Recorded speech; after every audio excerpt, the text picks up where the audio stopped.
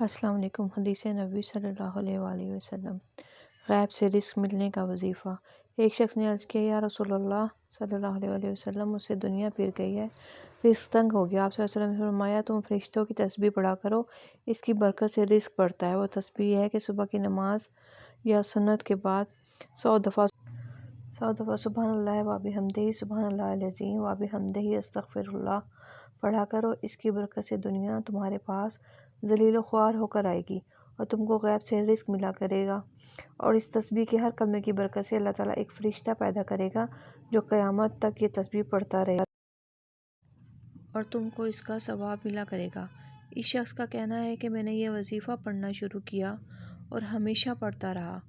تھوڑے ہی دنوں میں اللہ تعالیٰ نے میرا رزق کھول دیا اور میری تنگ دستی دور کر دی، اور ارشاد فرمایا، سبحان اللہ و بحمدہ، جو مرد یا عورت دن رات میں 100 دفعہ پڑھے گا تو اس کے سب گناہ معاف ہو جائیں گے، اگرچہ وہ گناہ سمندر کی جھاگ کے برابر